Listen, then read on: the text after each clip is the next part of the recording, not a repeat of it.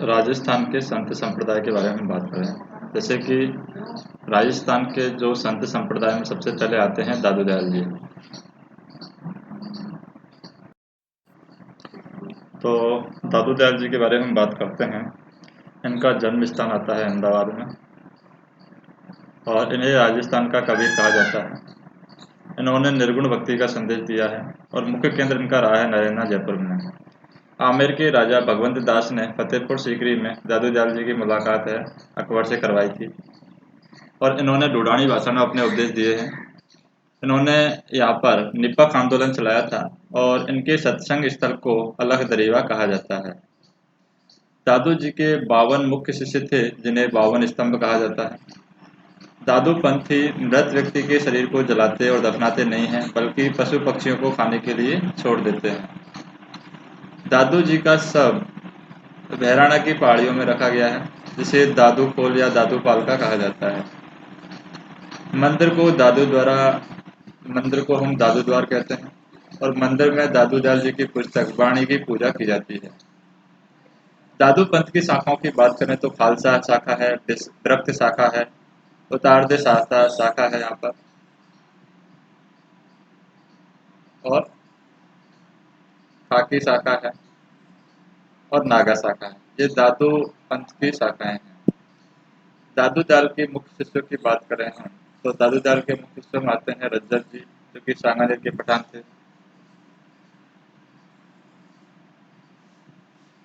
और दादू जी के उपदेश सुनकर शादी नहीं की थी यहाँ पर रज्जत जी ने। आजीवन ये दूल्हे के वेश में रहे। पुस्तकें हैं इनकी रज्जत बाणी और सरबंगी। सुंदरदास की बात करें, सुंदरदास का जो मुख्य केंद्र है वो है गोटोला दौसा के अंदर और उन्होंने नागा शाखा की स्थापना की है। और मराठा आक्रमणों के समय ये जयपुर के राजा थे। प्रताप सिंह की नागा शाखा ने मदद की। नेक्स्ट हम देखें जम्बो जी। जम्बो जी का जो जन्म स्थान है वो पीपरसम नागौर में है। पवार राजपूत परिवार में उन्होंने जन्म लिया था। पिता थे लोहड़ जी, माता थी इनकी हंसाबाई। जम्बो जी को विष्णु का अवतार माना जाता है और जम्बो जी को वैज्ञानिक संत भी कहा जाता है। संगाथल बीकानेर में अपने अनुयायियों को यहाँ पर 29 उपदेश दिए थे, इसलिए इनके अनुयायियों को विष्णु कहा जाता है। नेक्स्ट हम बात करें, इनका मंदिर है मुकाम बीकानेर में। मेलों की बात करें, अश्विन अमावस्या को मेला लगता है और फाल्गुन अमावस्या को मेला लगता है। नेक्स्ट हम बात करें सिकंदर लोधी। सिकंदर लोधी ने जम्बो जी के कहने पर अकाल के समय बीकानेर में चारा भेजा था और जोधपुर का जोधा और बीकानेर का भिकाजी जम्बो जी का सम्मान करते थे। जम्बो जी की शिक्षाओं की बात करें तो हरे पेड़ नहीं काटने चाहिए, इन्होंने शिक्षा दी है। जैसे खेजड़ी का वृक्ष नहीं काटना चाहिए। सिर साटे रूप रहे तो भी सस्तो जान, इनके वचन रहे हैं। इन्होंने जीव हिंसा नहीं करना चाहिए ऐसा बताया है हिरण की तरह। जैसे नीले कपड़े नहीं पहनने चाहिए, विधवा विवाह किए जाने चाहिए, नशा नहीं करना चाहिए इन्होंने बताया। जसनाथ जी की बात करें, इनका जन्म स्थान है कतरिया सर बीकानेर में इनका जन्म स्थान रहा है जसनाथ जी का। और सिकंदर लोधी के समकालीन थे जसनाथ जी।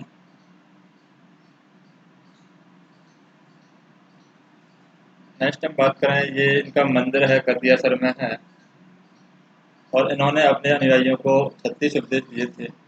इनके अनुयायी काली ऊन का धागा बांधते हैं और जाल वृक्ष और मोर पंख को ये पवित्र मानते हैं। जसनाती संप्रदाय को पुरुषों के द्वारा अभिनृत किया जाता है। जसनाथ जी की पत्नी कालदे जी की पूजा यहाँ पर की जाती है।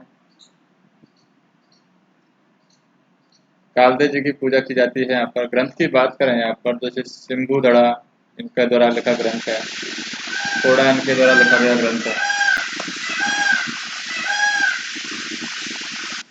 चरणदास जी की बात करें, चरणदास जी का जन्म है डेहरा वर्मोवा, मुख्य केंद्र है दिल्ली। इन्होंने अपने अनुयायियों को 42 उपदेश दिए हैं। इनके अनुयायी पीले रंग के कपड़े पहनते हैं। उन्होंने नादिर शाह के आक्रमण की भविष्यवाणी की थी और इन्होंने मेवाती भाषा में अपने उपदेश दिए थे। भगवान श्री कृष्ण की पूजा सखी भाव से करते हैं। मुख्य शिष्याएं बात करें दयाबाई हैं, जैसे कि दयाबोध इन्होंने ग्रंथ लिखा है। विनय मल्लिका इन्होंने ग्रंथ लिखा है जो दयाबाई है। सहजबाई इनकी एक शिष्या रही है, इन्होंने सहज प्रकाश ग्रंथ लिखा है। बाल नंदाचार्य की बात करें, बाल नंदाचार्य का मुख्य केंद्र है लोहागिल झुंझुनू में, और अपने पास सेना रखते थे, इसलिए इन्हें लश्कर संत भी कहा जाता है। औरंगजेब के खिलाफ 52 मूर्तियों की रक्षा की थी। औरंगजेब के खिलाफ मेवाड़ के राज सिंह व मारवाड़ के दुर्गादास राठौड़ की मदद की थी। संत पीपा की बात करें, इनका वास्तविक नाम प्रताप सिंह खींची था, और ये गागरोन के राजा थे। अपने छोटा भाई अचलदास खींची को राज्य सौंपकर ये सन्यासी बन गए। गुरु थे रामानंद। और यहाँ पर दर्जी समाज इन्हें अपना मुख्य देवता मानता है। मंदिर इनका समदड़ी बाड़मेर में है। गुफा टोडा टोंक में है। छतरी की बात करें तो गागरोन की छतरी है। यहाँ पर इन्होंने निर्गुण भक्ति का संदेश दिया था। संत धन्ना की बात करें, संत धन्ना क्या होता है? जन्म स्थान है धोबन टोंक में। गुरु यहाँ के रामानंद जी थे। राजस्थान में भक्ति आंदोलन शुरू किया था, और मंदिर यहाँ पर बोरानाड़ा जोधपुर में है। नेक्स्ट हम बात करें लालदास जी की। लालदास जी का जो जन्म स्थान है ये धौली दूब अलवर में है। समाधि इनकी शेरपुर अलवर में है। मुख्य केंद्र नंगला जहाज भरतपुर में है। और गुरु गद्दन चिश्ती लालदास जी की मेघ जाति के लकड़हारे थे, और मेवात क्षेत्र में इनका प्रभाव अधिक है। राजा राम की बात करें, राजा राम मुख्य केंद्र है इनका शिकारपुरा जोधपुर में। पटेल जाति के लोग अधिक मानते हैं वो राजा राम को, और इन्होंने पर्यावरण संरक्षण का संदेश दिया है।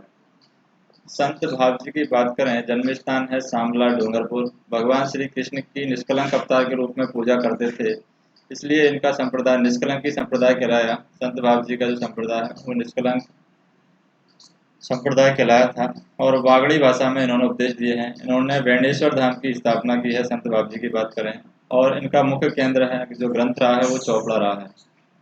इस ग्रंथ में तीसरे विश्व युद्ध की भविष्यवाणी है। नहर नरहड़ पीर की बात करें, नरहड़ पीर मुख्य केंद्र है इनका नरहड़ झुंझुनू में। इन्हें हजरत शक्कर बाबा भी कहा जाता है। उर्स की बात करें, कृष्ण जन्माष्टमी को मनाया जाता है। इसे बागड़ की धनी कहा जाता है। चूरू सीकर झुंझुनू को वागड़ के क्षेत्र कहते हैं हम।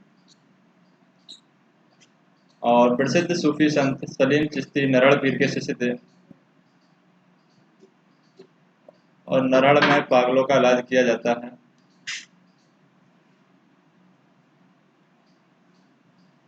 और बात करें यहाँ पर मीराबाई की। मीराबाई का जन्म स्थान है कुंडली पाली में है। पिता रतन सिंह थे। मीराबाई का पालन पोषण मेड़ता में उनके दादाजी दूधा के पास हुआ था, और मीराबाई भगवान श्री कृष्ण को अपना पति मानकर उनकी सगुण पूजा करती थी। गुरु थे इनके रैदास।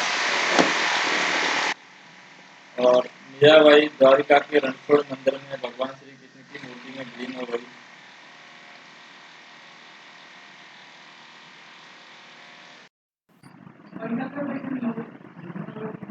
मीराबाई को यहाँ पर राजस्थान की राधा कहा जाता है।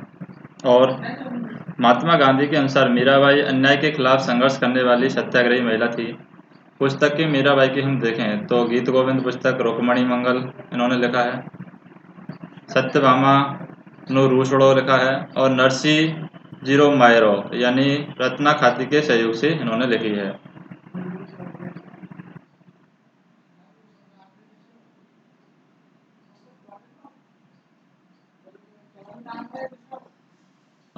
गौरीबाई की बात करें हम, गौरीबाई बागड़ की मीरा इसको कहा जाता है।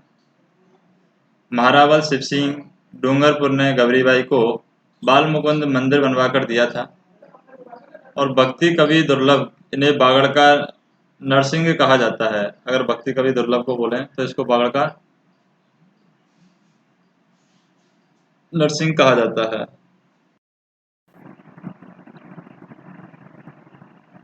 नेक्स्ट हम देखें, ऐसे संप्रदाय की बात करें तो जैसे रामस्नेही संप्रदाय है। रामस्नेही संप्रदाय में टोटल 5 भागों में 4 इसकी पीठ मानी गई है रामस्नेही संप्रदाय की। शाहपुरा है रैण नागौर में, शाहपुरा भीलवाड़ा में है, रैण नागौर में है, और ये सीथल है बीकानेर में है, और खेटाबा जोधपुर में है। जोधपुर में जो पीठ है उसके रामदास जी माने जाते हैं यहाँ पर, और सीथल जो बीकानेर में है उसके हरिराम दास जी। पुस्तक इनकी निशानी है, योग ग्रंथ है जो निशानी पुस्तक है ये। और रैण नागौर में है, इसका दरियाव जी बोलते हैं इसको हम अगर बात करें नागौर की। और शाहपुरा की बात करें रामचरण जी, यहाँ पर है शाहपुरा में। तो रामचरण जी ने क्या किया है, रामचरण जी ने पुस्तक लिखी है अणवेषणी, पुस्तक लिखी है अनबेवाणी। रामचरण जी की पुस्तक है अणबेवाणी। और शराबपुरा में होली के अगले दिन फूल डोल मेला यहाँ पर होता है। यह निर्गुण भक्ति वाला संप्रदाय है अगर हम बात करें इसकी। और इस संप्रदाय में गुलाबी रंग के कपड़े पहनते हैं। जसमाल दास जी शीतल तथा खेड़ापा शाखा के आदि आचार्य कहा जाता है। यानी जमालदास जी को यहाँ पर शीतल तथा खेड़ापा शाखा का आदि आचार्य कहा जाता है यहाँ पर। फिर रामानंदी संप्रदाय की बात करें। रामानंदी संप्रदाय में दो आते हैं, एक तो गलता जी आती है जो कि जयपुर में है,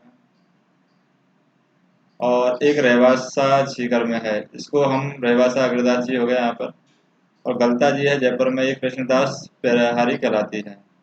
इस संप्रदाय में भगवान राम की पूजा रसिक नामक रूप में की जाती है, इसलिए इसको रसिक संप्रदाय भी कहा जाता है। सवाई जयसिंह के समय कृष्ण भट्ट ने राम रासो पुस्तक लिखी थी। इसमें भगवान राम व सीता की प्रेम कहानी दी हुई है। आमेर का राजा पृथ्वीराज व उसकी रानी बालाबाई कृष्णदास पेरहारी के अनुयायी थे।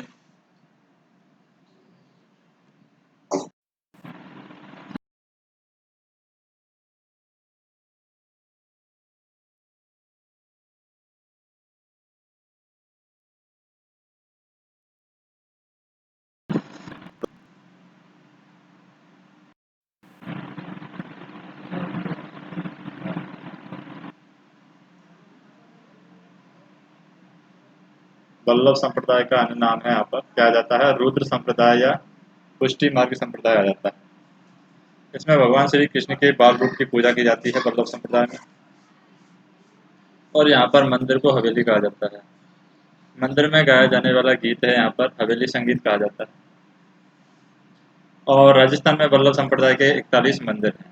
मुख्य केंद्र की बात करें तो मथुरेश जी कोटा में है, श्रीनाथ जी का नाथद्वार में है, द्वारिकाधीश का कांकरौली में है, गोकुल चंद्र का कामा भरतपुर में है, और मदन मोहन का कामा में है।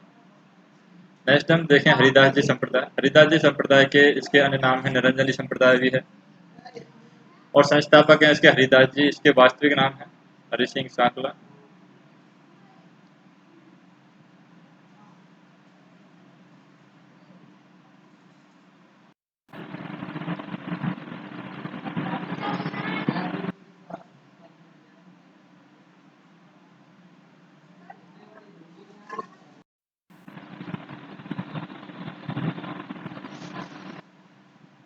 अगर हम इसके संस्थापक की बात करें हरिदास जी हैं, वास्तविक नाम इनका हरि सिंह है, जन्म स्थान कांपड़ौद नागौर में।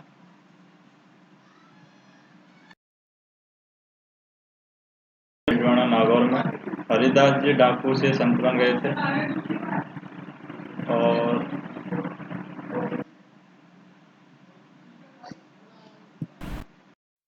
पुस्तकों की बात करें हम तो इन्होंने पुस्तक जो लिखी है मंत्रराज प्रकाश पुस्तक लिखी है, हरि पुरुष जी की वाणी इन्होंने पुस्तक लिखी है।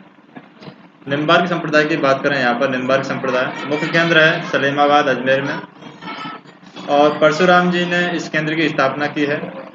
और इस संप्रदाय में राधा को भगवान श्री कृष्ण की पत्नी मानते हैं। जो इस संप्रदाय के लोग हैं राधा को भगवान श्री कृष्ण की पत्नी मानते हैं ये लोग।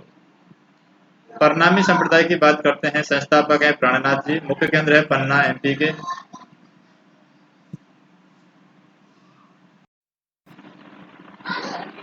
नेक्स्ट हम बात करें आदर्श नगर की। आदर्श नगर जयपुर में भी परनामी संप्रदाय का मंदिर है, और पुस्तक यहाँ पर कुजलम स्वरूप पुस्तक है।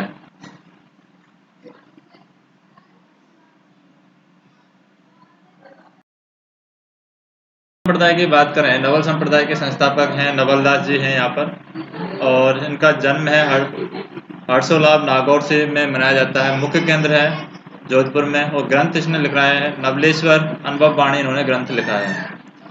अलाकिया संप्रदाय की बात करें, अलाकिया संप्रदाय के संस्थापक हैं स्वामीलाल गिरी, जन्म स्थान इनका चूरू में है, मुख्य केंद्र बीकानेर में, और पुस्तक है अलख स्तुति प्रकाश इन्होंने पुस्तक लिखी है। गूदर संप्रदाय की बात करें, गूदर संप्रदाय के संस्थापक हैं संतदास जी, और मुख्य केंद्र जो है दांतड़ा भीलवाड़ा के अंदर इनका मुख्य केंद्र है। तो इस तरीके से राजस्थान के संत और संप्रदाय हैं वो हमने देखे हैं।